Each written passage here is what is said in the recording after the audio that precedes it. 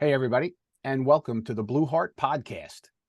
This is Lieutenant Joe, and today I have a very special guest, a big, giant voice in the law enforcement world. Someone who many years ago, when I first met Randy Sutton, I saw him all over the place. He was all over social media. He was the voice of law enforcement kind of guy. And I never thought that someone of his stature would take 2 minutes to say hi to me. But I reached out to him, and amazingly, he bounced right back. Hey, brother, how are you? We started talking, and we've been friends ever since. And Randy, he's going to tell you a little bit about his career, but I think having him here on our Blue Heart podcast is important because this is the kind of information we want to bring to you. And Randy has an organization called the Wounded Blue. And the Wounded Blue is a group that's trying to help all of us, our brother and sister officers that get hurt, uh, and they get injured and they need help, and their families need help. And it's really an amazing thing that he does. And he took this big giant voice and this platform he has. He could have done it for himself, and instead he did it for everybody else. So Randy, welcome aboard. It's great to be here, Joe. Thanks for having me. Absolutely. So why don't you tell us a little bit about your career, your background, who you are, and all that kind of good stuff. Sure thing. Well, I had an amazing career in law enforcement. I was a total number of years was 34 that I was in service. I did 10 years.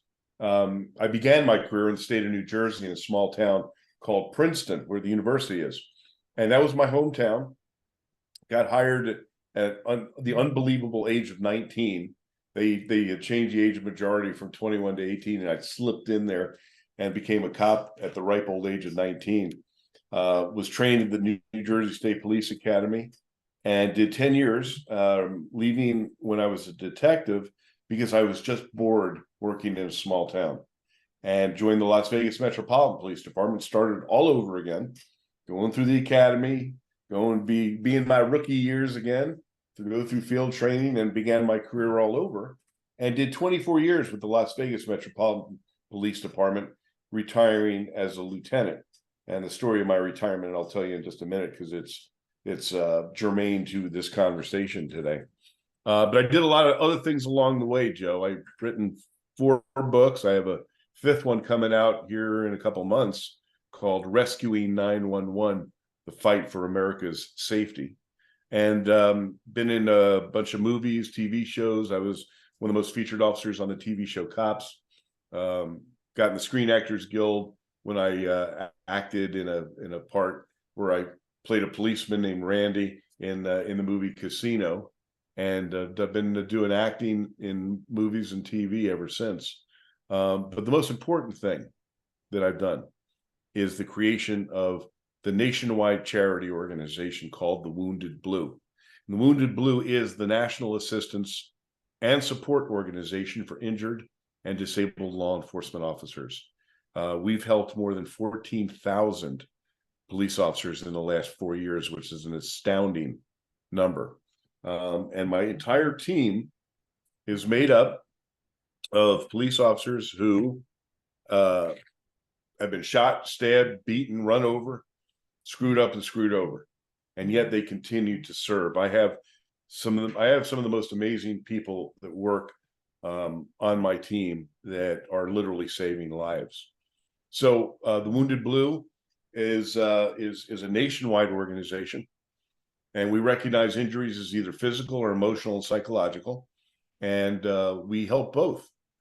We have an amazing support organization for these men and women, and doing really critically important work. And that's probably, I'm most proud of that accomplishment. And I'm often asked, why did I create this organization? And I didn't intend to retire when I did, Joe. The reason I retired was I had a stroke in my police car right on the Las Vegas Boulevard. And what happened just shocked me. And that was my own department turned its back on me and refused to pay my medical bills. Knowing they were legally obligated, they just didn't do it, forcing me to go to court. Take over a year. They ruined my credit. Bill collectors are knocking on my door. And they knew I was going to win, but they still paid tens of thousands of dollars of taxpayers' money to fight me. And it was a very lonely place to be. And I came to find out that I wasn't alone, that this is happening to cops all over the country. And so I created the Wounded Blue as an organization to support our brothers and sisters. Well, I got to tell you, Randy, your background is absolutely amazing, and I'm glad you started out as a Jersey boy. Because that's where we're here in Jersey, so that's good. Uh, and you're right. The career is really awesome, and it's a great thing to do. It's a wonderful career. I always say it's a very noble profession we have. But what you've done in retirement to really help these officers, you were telling me before a story about an officer who had a problem, and it's hard to believe that these agencies, that when we work for them and we work for the community and we put our lives on the line, then we get hurt and they turn their back. I remember after 9/11, one of our detectives was in the military reserves. He got called up, his pager went off on 9/11, and he disappeared and left, and he never came back. Well, they wanted to cut off his health insurance for his family, and we had to have the whole community had to come in and scream at the town and say, "What are you doing? This guy's a hero, and he got called off to duty because of this terrorist attack." And that was an eye opener to me. You're right that this happens. So if somebody wanted to find out more about the Wounded Blue, how do they do that? Where do they go find you? I am the easiest guy in the world to find. The website is thewoundedblue.org. That's thewoundedblue.org. And I am always looking for support for this organization. We are funded only by donation. And believe me, the men and women who are being helped by this organization deserve to get all the support that they can get. So I really ask your viewers and listeners to go to thewoundedblue.org, see who we are, see what we do, see if you need us. If you've been struggling either with physical or emotional issues, that's what we're here for. And we don't charge anything, of course. That was my next question. What if somebody out there is in this battle? If they're hurt, they're somebody in their family's injured, they need the mental attention. They can reach out to the Wounded Blue also? Absolutely, 100%. And we just got a new phone number. This is a really cool phone number. 844 the TWB hero. How's that? That's pretty good. That is pretty cool. 844 TWB hero. 844 or reach out on the website and fill out a little contact sheet. We'll be in touch with you. There's no charge. We are completely. See, here's what's interesting. What makes us so unique. Many police agencies really do care about their cops, and they have assistance programs for their police officers. But the reality is that most cops don't trust their agencies. They don't trust their leadership. And we are an alternative. We are literally a resource for every cop in America and every police department in America. We've answered the calls for. I've sent teams all over the country to help police agencies who are struggling with trauma that need some outside help. So we are literally a resource for every police department and every cop in America. That's outstanding. And you know what? I think we're finally starting to come around in our profession to understand that the trauma that comes with this job, I talk all the time when I teach. I say, why do we go to a scene that's horrific and we make jokes? If the public could hear us, they think we were crazy, horrible people. But that's gallows humor. That's how you survive seeing such horrible things over and over and over again. And that is why we also kill ourselves more than any other profession in the world. It's a buildup of cancer. But if we don't start thinking about trauma-informed care for our cops, when you go to a horrific scene, there has to be a debrief with a professional to tell you, that was horrible. Look at it. It's horrible. So I'm glad to see that you're out there doing this. This really is needed. And every day you see, a cop kills himself. Well, maybe they could have got some help through the Wounded Blue and they could have survived. So my pitch to everybody out there is that if you're on the job, if you're retired, if you're a family member of cop or whatever, just think of this. You never know when you might need this organization. You look at Randy and say, oh, he's doing such a wonderful thing. And then, you go on to the next thing. It's not the size of the donation. It's the fact that more of us, if we do that, send them $5 to the Wounded Blue, because you never know when somebody in your family, your best friend, your cousin who's in law enforcement is going to need this. And this is where, and he's right, this is where the funding comes from. It doesn't come from any place else. It comes from us. So I could tell you Pangaro Training will be sending you something. And I'm going to ask everybody else out to send $5, send $10. If you got more than that, send more. But do what you can to help each other, because you might be the one receiving the help one day. So Randy, and we've got an amazing training conference coming up. I was just going to ask you about that. Yeah, this is really critical. Um, and how this training conference came to be is a pretty interesting story too. So I had, we're still a fairly new organization. We haven't even been in operation 4 years yet. May will be 4 years, and we've helped more than 14,000 cops, which is astounding. Amazing. Well, so I was contacting a local businessman. I'm based in Las Vegas, and I contacted a local businessman who has always been a supporter of law enforcement. And I was asking him for a donation for an event that we were doing. And I was trying to hit him up for $5,000 or $10,000. And he sat with me, and I told him, all about the Wounded Blue. And he said, Randy, I could stroke you a check for 5 or 10 G's right now.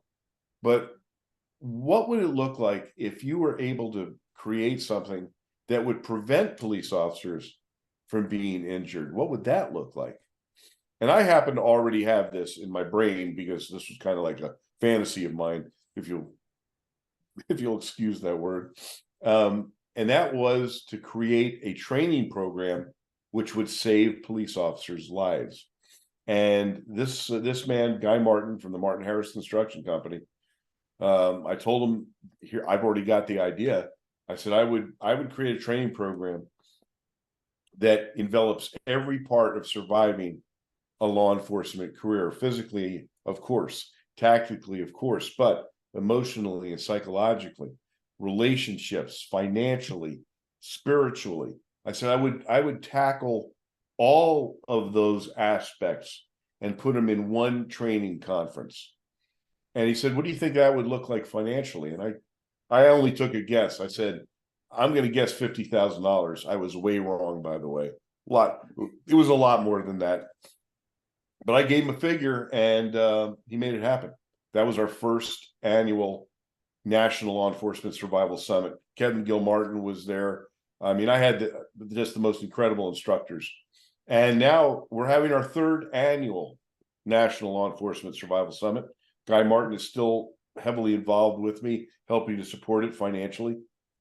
And this year it's going to be held in Las Vegas, September 26th through the 29th, at the fabulous Ahern Hotel, tremendous boutique hotel. And I've got the A team coming in again. I've got Colonel Dave Grossman's going to be there. Dave and Betsy Smith, Buck Savage, of course. I've got relationships. I've got fiscal, survival, every aspect. And plus, we don't have a conference unless we have fun. So I've got Vinny Montez, the comedian, coming in, who is an active duty cop. He's one of the funniest guys I've ever seen. He's going to be providing some entertainment. It's going to be an amazing conference, and it's cheap. It's $295. We're not making any money on this. That for the 3 days? That's for 4 days. Yeah, 4 days. 4 days. That's the cost of the conference, and the hotel rooms are heavily discounted. It's like $100 a night. And that includes your breakfast and your lunch. I mean, it is an incredible deal. It is life-saving stuff. And we also encourage spouses to attend, because we all know that when a cop gets hurt, who else is hurt? Right. It's their spouse and their family. Absolutely. So yeah, I urge people to go to thewoundedblue.org and scroll down to the National Survival Summit.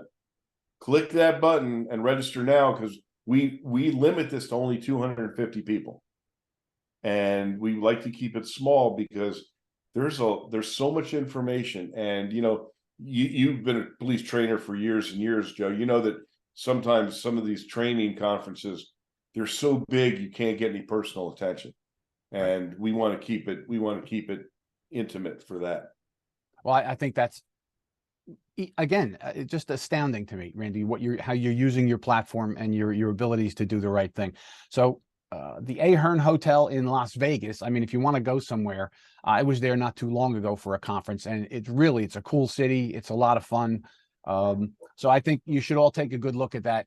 And now you hear that's my rescue dog, Randy. And of course, he's losing his mind there.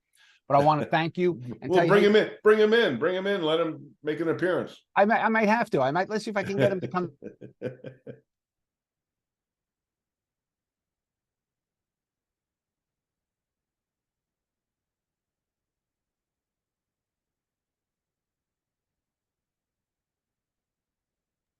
Well, that's what they call dead air. Sorry about that, everybody.